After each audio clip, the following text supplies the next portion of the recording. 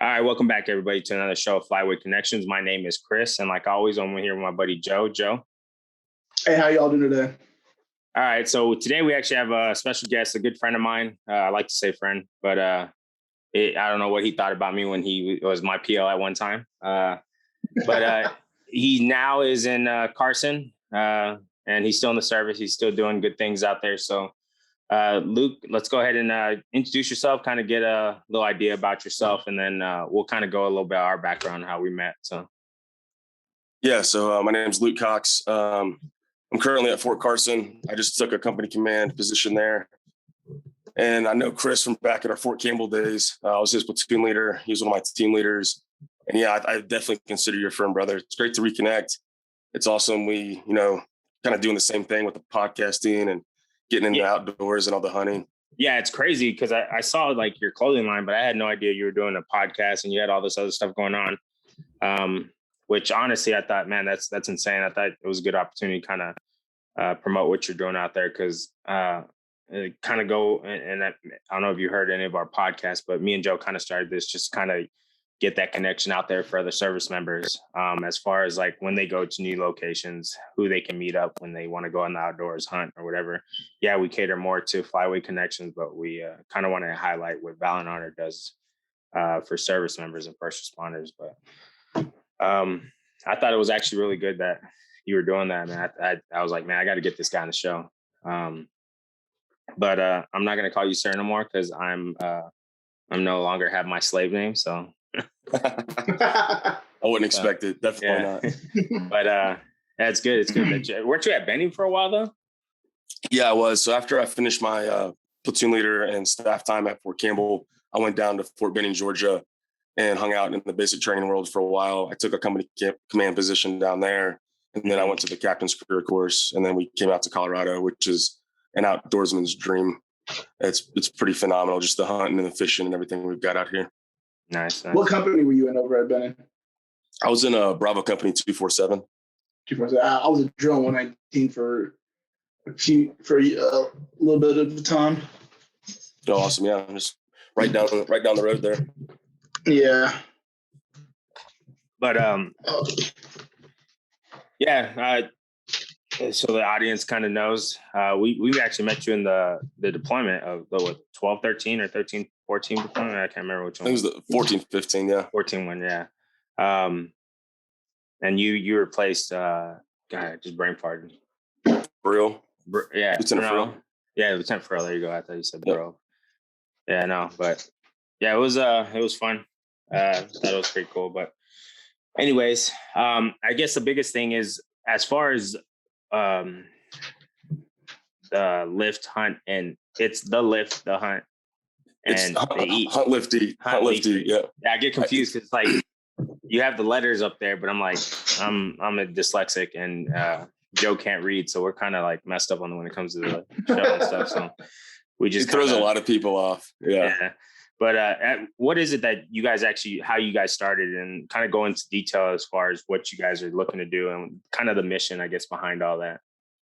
Yeah. So I had the idea for Hunt, Lift, Eat back as actually when I was at Fort Benning in the basic training world. I was doing a lot of the Instagram stuff on my personal page.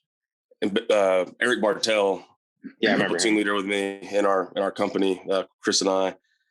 He blew up on Instagram as he was getting out of the Army and leveraged it into a job and has had a lot of opportunities since then. And it's been pretty cool. That kind of like showed me the power of social media. Before then, I didn't really understand it, didn't do anything with it.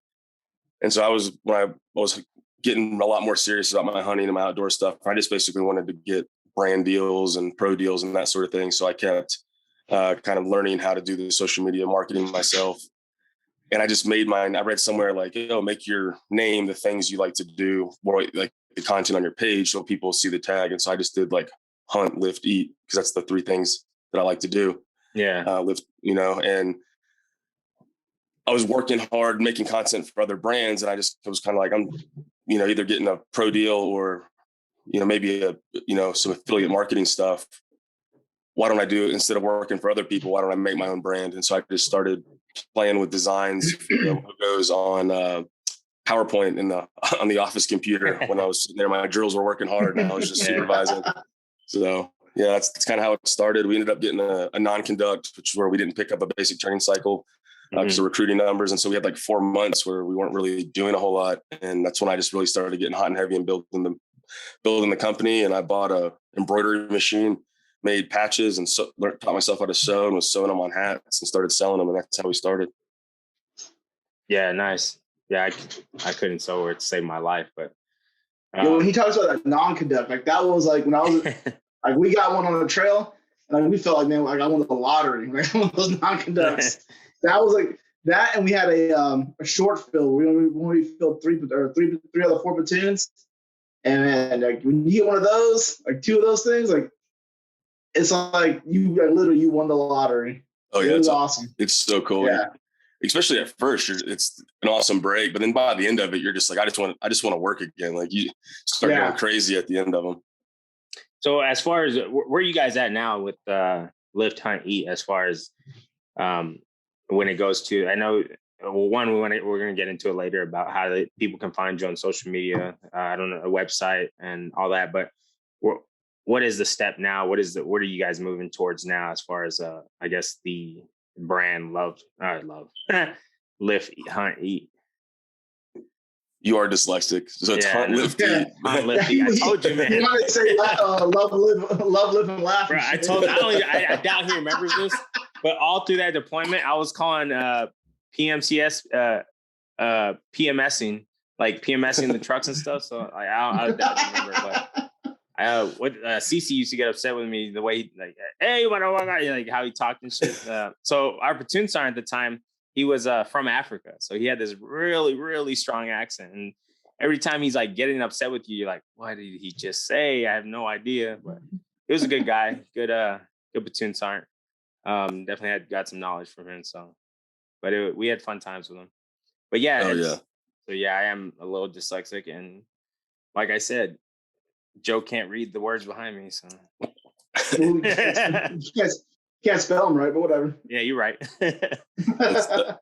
That's exactly how our team is. And so, yeah, so with what I wanted to build with the company is it started around my core group of family and friends that we all hunt together at my family farm back in Virginia in our camp. Mm-hmm. And that's kind of what I built it around. And we've just slowly been expanding our team.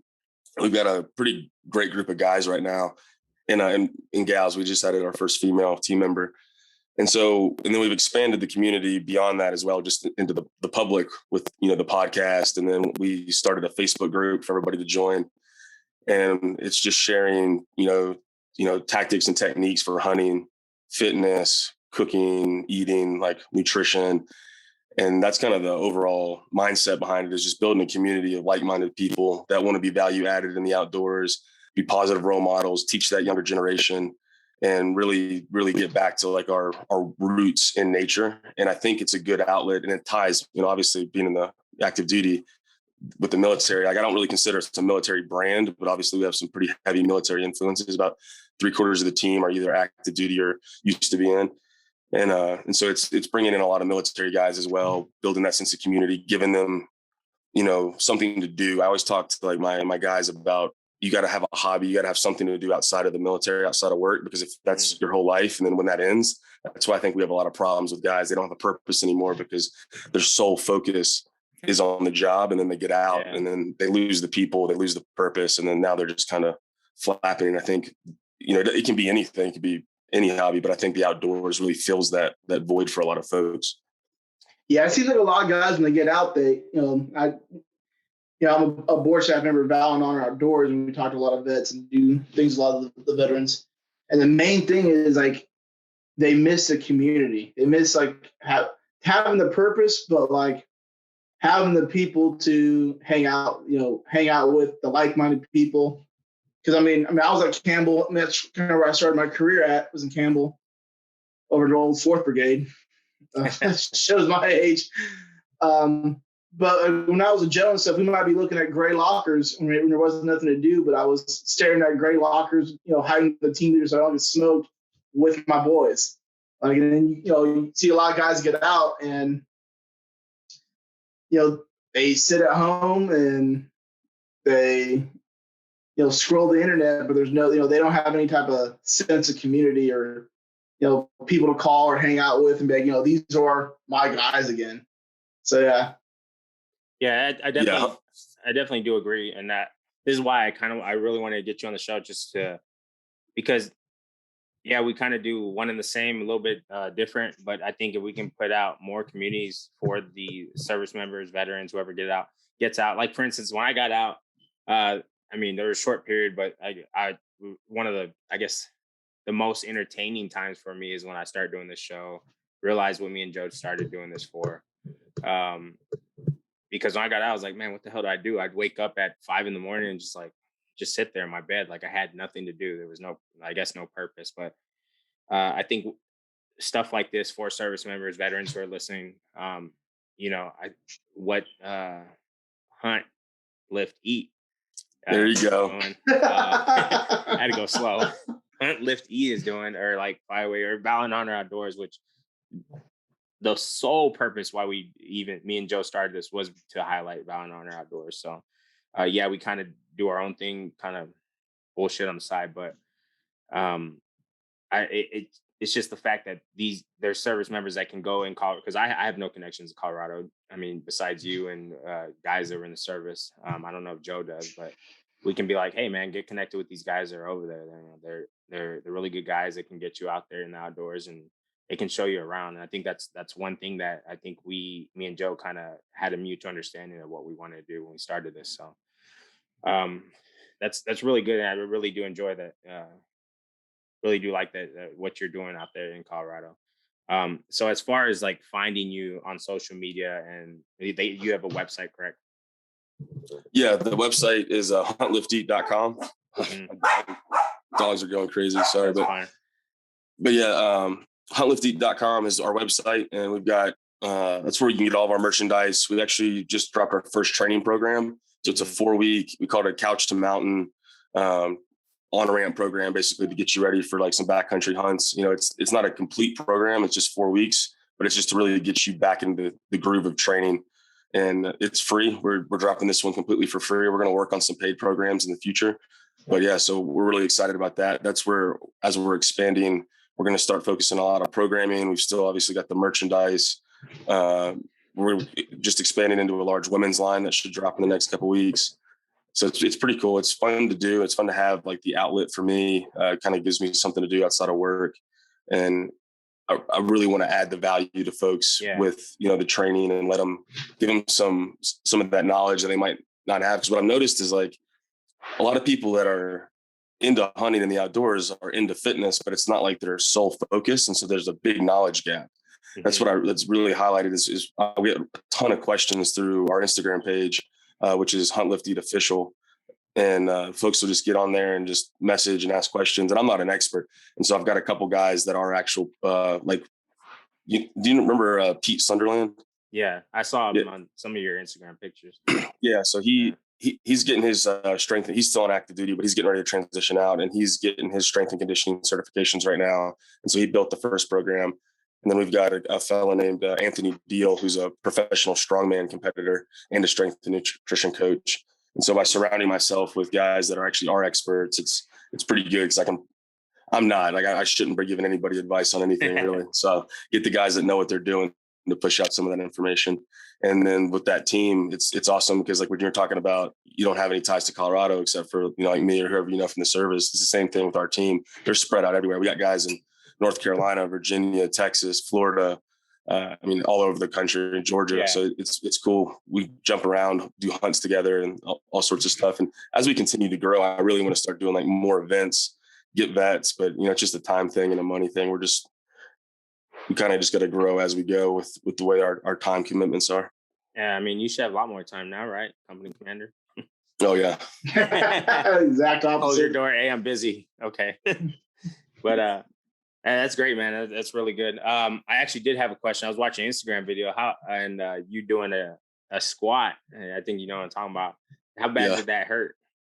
It was pretty bad. So it looked like you're referencing when I tore my quad about 2 months ago. It was right before. That was 4 days before I had to go to NTC. Oh, not good. Yeah, it was pretty.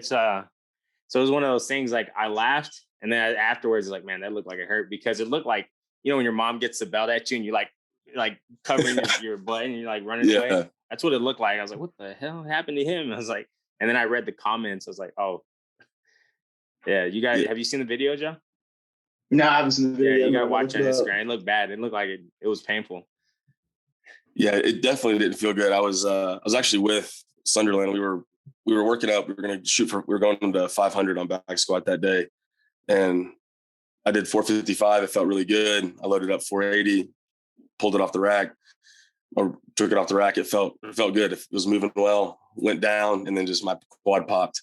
Yeah, as soon as it popped, it threw the bar and everything back. I was like, yeah. It was bad. I tore that quad in high school football, and so I think just a combination of training really hard I was not focusing on my recovery or my mobility work at all. Probably wasn't hydrating and taking care of my nutrition the way I should be with how hard I was trying to work. And then, a bunch of factors, and then it being the weak point where I had torn it previously, I just popped again. So it healed up pretty quick. I'm about 90% now. I'm not going to go that heavy for a while. I probably won't go that heavy for a few more months, but it's feeling good now. I can run and do everything else on it. Nice. All right, so let's kind of get it before we get into let's kind of get into the whole hunting game. I mean, it's kind of most people want to hear about. So I know you said you've never waterfowl, or you're not much a waterfowler. I've never waterfowl hunted at all, but that's not out of. We got to change that. Yeah, that's why I said we got to get them out there. We got to change that. Yeah, we definitely need to get you out there. I will say, like, I was a big game hunter. I did a couple of hunts down in Campbell when I was there, and then on Louisiana and stuff, and then obviously Texas. But waterfowl changed the game for me, so I think you'll enjoy it. I think you'll like it. But when it comes to the big game waterfowl, what is your number one go to? Like, what I mean, do you usually like, hey, this is what I'm gonna go hunt for? Growing up was always whitetails. I grew up in the East. I grew up hunting on my family farm. I'm very lucky. I have both sides of my family are from the same county in southwestern Virginia, and we have 2 family farms on each side, or one on each side. And so I would hunt there, and so there's always whitetail. And I hunted whitetail from when I was like 15 to now. And so that's definitely the go-to. Since coming out west, it's been awesome to just completely expand everything that I'm going after. So last year I hunted elk, antelope, and mule deer. I struck out on elk, but I killed an antelope, and then had a shot opportunity on a mule deer, but then didn't take it. And I'm kind of regretting that, but no, it was good. Hunting out west is a whole different beast, but I definitely love big game hunting. It's addicting. It's a special kind of suffering. Yeah, it's crazy what you said. Like, you should have took the shot. I can't tell you how many, like, just in hunting in general, how much, I mean, how this past season, waterfowling with Joe, it's like, I've heard Joe is like, man, I should just had y'all take that shot, or I should have just done this. And it's always like, it seems like, and I can contest for like big game, but it was my first season with waterfowl. I don't know, Joe can contest as far as waterfowl every season. I'm assuming you say, man, I should have done this way. Oh yeah. I mean, there's some of them. I definitely replay. And it's probably because even that shot that you didn't probably take on the whitetail or those elk. Yeah. Is because you're always constantly looking for that perfect shot. Like, I guarantee you, the same thing with me. I'm looking for the birds. Like, in my mind, I want that picture perfect shot. I think sometimes even with big game hunting, that's what you wait for. Sometimes that's not what you get. Yeah. You kind of take what you can get. Especially with public land hunting out west, shot opportunities can be few and far between. And then, animals, I had a shot opportunity on 2 spike mule deer bucks. And the area I was hunting in Wyoming was buck only. And I didn't want to shoot a spike. I was trying to get at least a forky. But in hindsight, I should have just shot one and just had the meat, had the experience, just knocked one down. I was trying to hold out for something better. And then I went back up to Wyoming on the same tag. And it was one of those deals where there was a really nice buck, but he was about 50 to 100 meters on the private side, bedded down. And I just sat there and watched him for about 3 hours in an ethical struggle with myself, whether or not I was going to shoot him on the other side of the property line or not. And I didn't. which I probably 10 years ago, I probably would have shot that deer. I think I've gotten a little wiser in my old age and decided to show some temperance and not shoot him, and drag him over the line. But it was hard. It was hard not to shoot that deer. And I think what it is too, especially like, so I did a lot of big game, but when it came with waterfowl and shotgun, I'm like, I just want to shoot it. And Joe's like, no, just chill. Let's get that perfect shot. Cause like you said, he likes them when, they're cupping, they're coming down and it's that perfect. Not sky popping, I guess that's what they call in the waterfowl community. Sky popping. So I can at least, correct me if I'm wrong, Joe likes that one where it's just perfectly right there, beautifully set in front of you and it's just bang. Yeah, I mean, I don't like shooting my yards. I like shooting my feet. Yeah. So yeah. But it's the same thing. So this is something we always do with mostly everybody in our podcast. Just because we're kind of curious too what you shoot. But as far as when it comes to big game, are you a bow or rifle? Or both? Both. Yeah, I bow hunt and I also rifle hunt. I'm relatively new into the archery game. I got into archery hunting actually at Fort Campbell because you can't hunt with a rifle on Campbell. Yeah. And so back in 2016, I got a bow, and yeah, so it's addicting. It is very frustrating. A lot of huge learning curve. I can't tell you my first season hunting how many deer I just sat and watched at 60 yards with the bow in my hand, just frustrated as all hell. I get closer. Yeah, but it's a ton of fun. I prefer to hunt whitetail archery out west. I do a lot of rifle, but I think I'm going to do antelope this year with my bow, which is going to be miserable, absolutely miserable. Yeah. Antelope hunting's hard with a bow, but it'd be a good challenge. What kind of bow do you shoot? I have a Hoyt Carbon Defiant with the turbo cams. I'm short, so I have a shorter draw length, so I'm running the turbo cam 27.5. Yeah, you're about mine. That's what I draw at. All right, we're in the short club. The live club, with the. I think we're all in the short club. Yeah, but so I was kind of in the same boat as you are. So obviously, I grew up with a rifle and stuff. And I mean, my uncles, stepdad's friends, and stuff like that. They were kind of lazy, just sitting. You're not supposed to drink, but just sit and drink coffee, I guess. In a tree stand or a blind or whatever. And that's how it was. It's kind of same as you. I didn't start bow until I got to actually Campbell. So I went out a couple times and I sucked at it. I didn't know how to shoot it. It's a lot of trial and error. I finally went with a buddy of mine that was down there visiting, and he took me out and showed me a little bit how to shoot the bow and stuff. But I had everything wrong. I didn't measure my arrows weren't measured. I didn't cut it. They weren't cut. I didn't know you had to cut them. I didn't know they had to be all this stuff. And he really helped me out. So I actually started too at Campbell with bow. So I haven't really rifle hunted in a long time. So I'm looking to get back into it, and hopefully I can go out west or somewhere up north to get some caribou or something. Yeah, caribou hunt's definitely on the short list going up to Alaska. I'm actually going to Alaska in a couple of weeks to go on a black bear hunt and then do some halibut fishing. So that's going to be nice. Yeah. So as far as rifle, what do you shoot? I have a 270 and a 30-06. Okay. I primarily run the 270 now. I just love how flat shooting of that round is. Mm-hmm.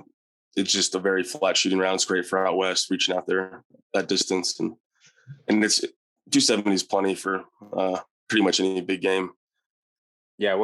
So as far as arrows, what kind of arrows do you use? Like gold tips or something? So I'm actually, this season is going to be the first season that I completely build my arrows myself. I decided I've been, having the shops do it. I decided I really want to learn the full process. And so I'm running the Black Eagle X impacts, the 250 spine, and then I'm building them just completely from the ground up. I just got everything in the mail, minus my the aerosols back ordered right now. So I'm on hold until I can get the saw in to get them cut. But yeah, so it'll be the Black Eagle X impacts. Nice. So we actually have a Yala or Gilbert, a buddy of ours who actually does that. That's what, I mean, he hunted down in Georgia, bow hunting. He's definitely been bow hunting longer than I have. So yeah, he's saddle hunts and tree climbs. Like he's like definitely. I mean, he's definitely in the short club, but he's like a little pit bull. The shortest of the short club. Yeah, shortest of the short club. I I mean, the guy can hustle. Yeah. He definitely doesn't look like he can, but the guy can hustle. He's a really good guy. But, Yeah, he's a great dude. Yeah, but for your rifle, what optic are you running on your rifles? So on my 270, I've got it's just a Vortex Diamondback, one of their lower end ones. I really like it. I've also got a Vortex Viper, but it's just sitting right now. I'm going to build. Yeah. I don't know what I'm going to do. I bought it. I was going to get a 6.5, but with the ammo shortage, I'm back and forth on what I want to do. Cause I was looking at the 6.5 Weatherby. And so I don't know. I'm on the fence on what I'm going to do with the Vortex Viper, but the Diamondback, honestly, for anything 300 and in, I think that for the value of that scope, I think it was like $160. We get a military discount on them. And it's a pretty cool piece of glass for the money. So as far as, there's something and we're going to kind of switch it up here just because we kind of can, and Joe can too. I mean, Joe knows a little about nothing and a little bit about a lot, but when it comes to the big game, and we'll get to the essentials because we're usually talking about waterfowl, and it caters to waterfowl, Bow and Honor, but Bow and Honor doesn't just do waterfowl hunts. They do a lot of deer, black bear, turkey. They do hikes and stuff like that. But bear with me. Give us some essentials as far as what are some of the essentials that you usually for people who are getting into big game hunting? What are some of the essentials that they may need? Obviously, they're going to need something to take down to harvest animal, whether it be rifle or bow. But what are some of the essentials that you think, as far as being a big game hunter, that the new people, veterans, or new soldiers are getting, or even anybody, Marine, Airmen, even Space Force, or those Navy guys? What do you think? What are some essential things they need, just as the basic plain thing to take down some animals? Yeah, absolutely. Obviously, you need a weapon, so pick what rifle or bow or whatever you're going to use. And the best way to do that is just go to a pro shop or a gun store and just talk to the guys that know what they're talking about. But then something that gets overlooked a lot, and coming from like the infantry world, it's good because we have a really good understanding of just how to build a layering system. With your base layers and then mid layers, and then your outer layers. And that's important whether across any hunting. It's pretty universal. There's a bunch of different brands and a lot of great companies out there. You can't really go wrong. Everybody's kind of got their preference based on their body type and their size and everything else. But what I like to do when I'm building my layering systems, I use a synthetic base layer for my torso and legs, and then a merino mid layer, because with the synthetic, it'll dry quickly. And so a lot of people like merino for their full layers, which is fine if that's your preference, but I like to have that synthetic touching my skin because it'll just dry a lot quicker than the merino. Yeah. Everybody talks about how merino, it'll insulate you when it's wet. And it's like, yeah, well, but you're still going to be cold. Like you won't freeze to death, but it's still wet clothes touching your body. Yeah. So that's why I like the synthetic. And then some sort of, like I said, the merino, and then some sort of like wind breaking shell, and then maybe a puffy, like your down jackets, and then your rain gear, and just having a good system like that, and then like learning it and knowing how to use it is really important. Like a lot of guys will, you see it in the Army as well. Guys will get really bundled up before they start moving, and they're walking to the tree stand or they're walking up the mountain, and they start sweating their ass off, and then next thing you know, they're soaking wet before they even get to where they're going, and they have to sit there for a couple hours and they're freezing. So yeah, and you're suffering. I mean, I'm really glad you brought that up, because that is definitely something that gets overlooked in hunting. Either especially being out west in those mountains, or even when I was hunting more of like the northeast or waterfowl, is that layering system. I mean, and a lot of brands are even go into like the layering system. Products of selling like a big package and stuff, different your outer layers, your inner layers, and all that. I know Bandit does it, Drake does it, and I don't know if you use or not out there, Sitka. I mean, everyone knows what Sitka is nowadays. Yeah. But I will say they're definitely real big on the merino layers and synthetics, and really layering up, because that's literally something that can make a great hunt, a potentially great hunt, turn into a horrible hunt. Yeah, and everybody always, there's, you see it on the Facebook and the forums all the time. They're like, "Oh, my grandpa killed deer in flannel and jeans," and it's like, yeah, but it's because that was his only option, Yeah. right? Yeah. You can. There's such great fabric technology out there these days. If you can have, and you have the money, and you can budget, and find things on sale, use pro deals, especially for vets. Like there's so many great sources for military and first responders to get massive industry discounts. And if you can use those, like, why not get, like, yeah, sure, I can probably survive on the mountain in jeans, but I'm going to be significantly, why would I choose to do that? I don't like being miserable. No, and I agree with that. And I mean, how Joe was saying back in the day, like waterfowl, these guys just went out in jeans too. So I can imagine going out in the marsh and in some jeans. It's freezing for no reason. Freezing. Yeah, it's like that. Yeah, I don't know. But that's crazy. But yeah, like you said, I mean, you can use the minimal, but I mean, if you have the money, why not? Yeah, and you don't have to buy the highest end stuff, right? Like if you just understand what the fabrics are and then how you want to build the layer, and you can buy, just those garments. There's this misnomer that everything has to be matching camouflage. And granted, I like to have my kit match just because I'm OCD, but you can still get into the woods, get into the mountains on a budget. And I think that's important because people think that it's cost prohibitive to hunt. And if you buy all the coolest, latest gear, then sure, you're going to spend $5,000-10,000, but you can get out on the mountain or out in the woods for relatively cheap if you just know what you're doing and what you're looking for. Nice. So let's, and it's just so we can kind of move on, because I get those little Bing messages because I try not to like make these too long, because then I mean I'd listen to podcasts for too long. It's like, oh man, all right, I'm done. But it's definitely an interesting conversation. I definitely enjoy it. But there is something that I was actually curious about, and this Joe can kind of caveat on this.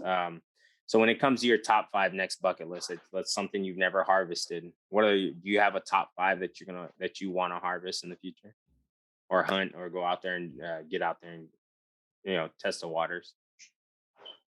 Yeah, definitely. So, well, I mentioned the Alaska black bear hunt. So that's my next big one, and that'll be my first deliberate black bear hunt. I've like kind of hunted black bears, but not where I was only out for those in the east, and it's completely different in Alaska, obviously. So then I want to do Alaska caribou.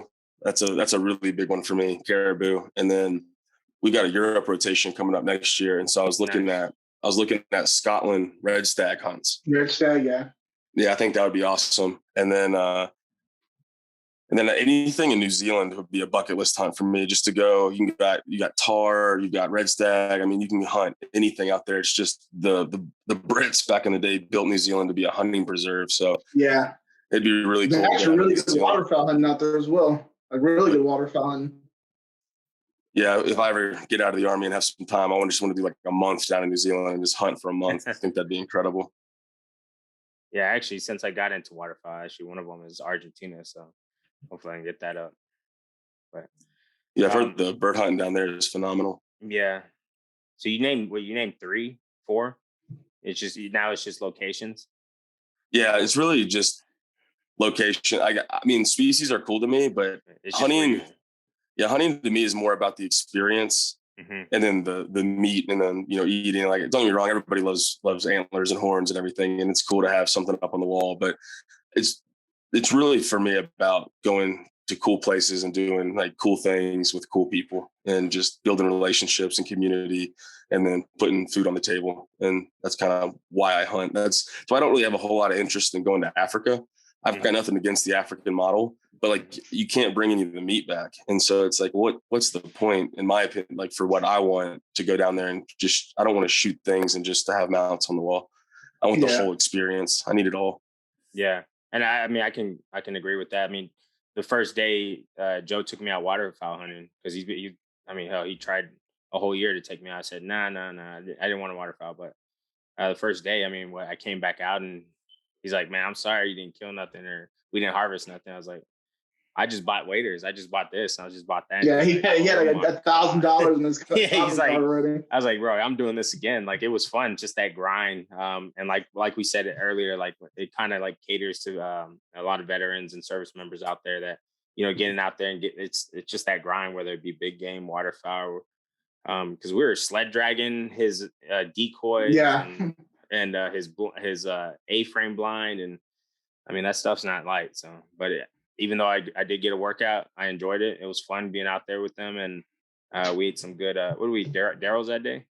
Yeah, we had Yeah, we Daryl's ate some after. good po' boys down in Louisiana. So, but yeah, that was definitely fun. So I think that's kind of something that we can all contest with as far as when it comes out there. But we definitely need to get you out waterfowl, get you 100%. Yeah. get you Yeah. some. Well, we'll make that happen. It is definitely One thing for Luke, and kind of what he went off of, is what I think is super cool, super interesting that you guys are doing there in Lift Honey. Is just like we're talking about the base layers and the layers and the gear that people overlook, is a physical aspect of it. Like he said, even waterfowl, we're packing in on a sled drag that's probably about a mile long, close to 200 pounds of gear between decoys, blind, guns, shotgun, shells. What do you, I know you're offering stuff, you're really pushing it, which is super cool. But if you, for new hunters, like, they want to get started and all that, especially go up the elk hunting in the mountains of Colorado and the Rockies, what's your advice for them to get ready for a hunt and stuff? I know everyone looks at the gear, everyone looks at the guns. The workout part's not the most thing that people want to talk about, or even some people don't even think about. Yeah, you're definitely right. A lot of people overlook it, and I think poor fitness is what kills hunts, especially out west in the backcountry, quicker than anything else. That, and then bad boots or not broken in boots, because people just don't know how to take care of their feet, which is something obviously we learn in the infantry. Yeah. But yeah, with training, one, just consistency. Like, it doesn't have to be our program; it could be any program. Just find a program and then stick to it. That has, and that's the biggest thing. People just, we live in a society that's just, get rich quick, get fit quick. Like, nobody wants to put the work in. It takes years and years and years to build like true lasting fitness. It's not to say that you can't get into shape quickly, but you just need to have a consistent training program. And, that's why we built the Couch to Mountain program, was so folks could have something as a guide. And it's built to all the way it's built out. One, it's very scalable based on your fitness level. So if you're sitting here and I've never worked out, you can just, cut the workouts in half or whatever. If you're pretty fit, you can do them and you're going to feel it. It's a tough program. You stick to that for 4 weeks, rinse and repeat, do the thing again. You do it for 8 weeks, you're going to feel pretty good, ready for the, some of your hunts, because it's all built to like build your trunk, your core, so you can carry a load, a lot of lower body endurance, a lot of step ups, anaerobic, aerobic endurance. So it's all the stuff you're going to need. One, it's very transferable to the military and how we need to train, but then also for the backcountry as well. Because there are different physical demand requirements. Like, whitetail hunting isn't that physically demanding until you have to drag a deer out. That's bad. Your heart rate will spike when you're dragging a deer. Yeah. But for the most part, you're just sitting in a tree stand, eating snacks. Like, it's not that hard. But when you're hunting elk out west and you're climbing, you're going up 1,200 feet in 0.6 miles, like that's pretty tough going. And then if you got to do that with an elk quarter on your back, you're going to know pretty quickly whether or not you're in shape. And then you're doing it at like 11,000 feet in elevation. It's pretty brutal. Yeah, I can only imagine. And I mean, honestly, I think that's actually really good, because like, and it goes within the people who just want to start game hunting, whatever the game may be. There is a fitness aspect in that, and that, like you said, that even whitetail, like, yeah, you're just sitting there, but preseason you got to set up that tree stand, depending on what you use, that climb stand up and down. I mean, that can be that's some work there. Or if you have a ladder stand, I know I've set up a couple ladder stands, and I mean, yeah, it's a 2-man job if you don't know what you're doing. So and there's some lifting. Or if you have a feed out there, you got a hunting lease and stuff like that, you got to set up that feed. Yeah. Take the feed. So there is demanding. 50-pound corn bags on your shoulders and stuff like that. Yeah, make some trails. Sure. There is like, I mean, there is a portion of it where you just sit in, but there is that preseason and then postseason, you got to take all that stuff down. Or even within the season when you're taking that, like you said, dragging that deer, and that's if you kill some or you harvest some. Sorry. Oh, you can say kill. I actually hate how we try to like. But I try to like take it just to make it doesn't matter, whatever. Kill, harvest, however you want to say it. But like me, I didn't kill anything this past season. And that's one of the reasons I was like, well, I got to do something. So I went waterfowl hunting, and I was like, man, I guess the difference is waking up that much earlier and drag it in.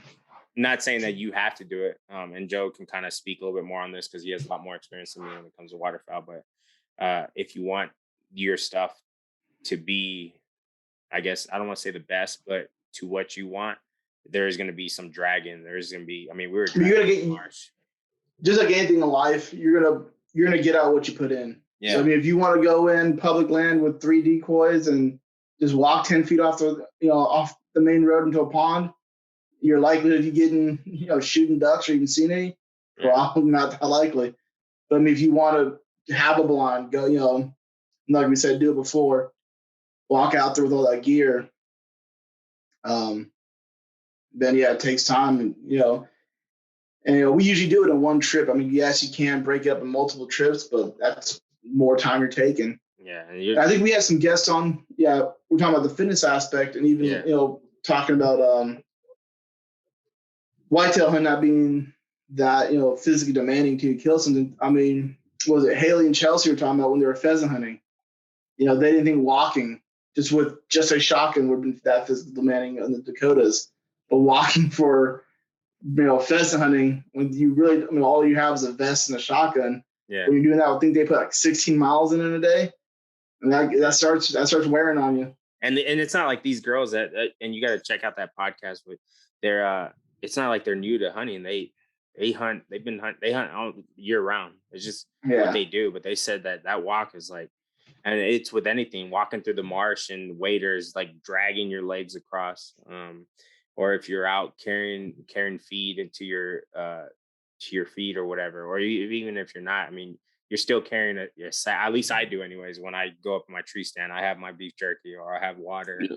I mean, I'm carrying stuff like that. I'm carrying some essential stuff. I have my knives or whatever, because there is instances where I'll field dress them there, kind of makes it easier. But there is I think with especially people who are getting new into the waterfowl or any type of hunting community, I think they need to understand like there is a cardio aspect. And I think honestly now that they know that, hey, look, there's sites or there's things out there that they can find these little workouts at, because that's one thing too. Like, I don't think people want to do the homework on what they need to do. I think when you provide it for them, it's easier for them. And I think it's good that what you guys are doing. I mean, I'm gonna look at it. I'm gonna try it out. I'm gonna look at it right after this.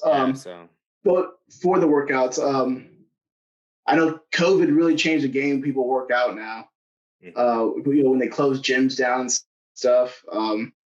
I know Sore Necks and Rogue and all of them were selling stuff out like 5 years. They depleted their merchandise 5 years now.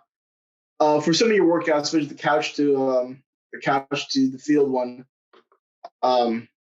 is it like home workouts they do, or do they probably need gym membership, or can they just use sandbags or a kettlebell and get the full effects?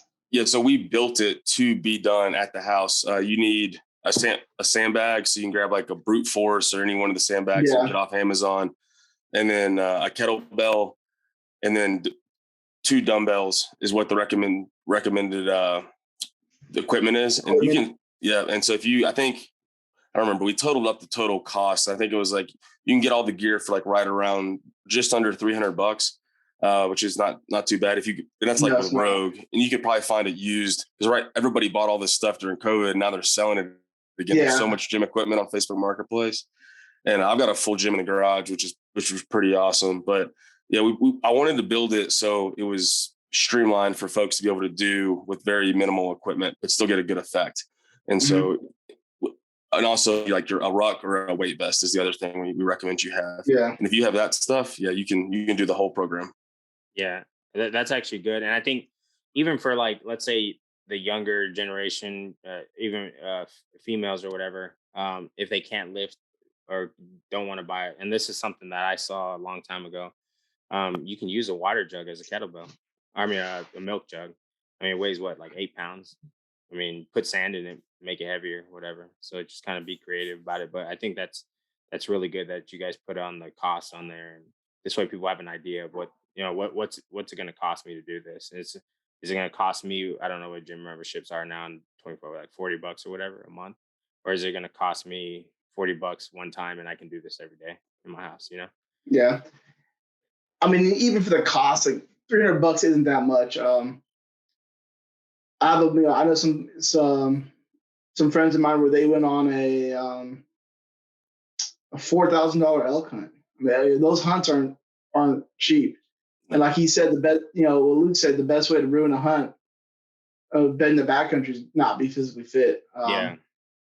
I mean, if you're going to spend $4,000, to go out there, and then on top of gear and everything else, and and you're not willing to put $300 in to get yourself to actually complete the hunt, I mean, that's money wasted down the drain at the higher end, I think. Yeah. But I mean, yeah, I totally agree. I think that's definitely something, and I would challenge, and another weird challenge thing. There was things I couldn't say in the beginning, but now I'm coming up with stuff not to say in the next couple of shows. But I would challenge people to look up the website Hunt Lift Eat or Lift Hunt Eat. Hunt Lift Eat. That's what I thought. Hunt Lift Eat. Hunt Lift Eat. It's on a shirt. I don't know if you but realize it's like, do I go to LHE or do I do HLE? H. I gotta look at it. LE. Yeah, but that's what I'm saying. It's like, but anyways, I would challenge people to look it up, and then people who want to get thinking about doing some hunting this season. Hey, check it out, because there's definitely I just brain farted a workout aspect of it, physical fitness part of it. So I think that's all. I think that's all we have for today. I didn't want to go too far. There was definitely more we could talk about. We definitely need to get you back on just to finish up some of these conversations. Joe, do you have anything? No, great to meet you. I love seeing the program. Love seeing how creative vets get out there to connect with other vets and get other vets into doing stuff, man. I think your Instagram I've checked out, and your website, awesome, man. You're doing an awesome thing out there. Thanks. I really appreciate that. I really appreciate you guys having me on too. It's been a lot of fun. It's great to reconnect with Chris after a couple of years we haven't talked. Yeah, no, we definitely need to get you down on a waterfowl hunt. So I'll get in contact with you. Maybe we can get you down here, get you in a hunt. You definitely need to try it. So yeah, 100%. I'm in. Yeah, for sure. I'll talk to Joe. We can figure something out. Yeah, we'll give him the pit line. Yeah, no, get some going. We'll get some going. Definitely have fun. Get some speckle belly, man. Speckle belly's like red. It's just red meat, man. It's amazing. It's good. You'll like it. But if there's nothing else, like always, I do want to thank Val and Honor Outdoors for what they do. Joe, my host. I want to thank Luke for coming on the show. You guys check them out. Check them out on their podcast, Hunt Lift Eat podcast. I've heard a couple of them, and I mean, it's really good stuff, especially for people who are getting into big game hunting or even outdoors. If you're a veteran or service member and you're in their area, hey, reach out to them. I'm sure that it's not gonna be a problem for them. They're always I'm pretty sure they're down to help other service members and vets. And just like Val and Honor Outdoors, reach out to them like always. You guys have a good one, and let Val not fail.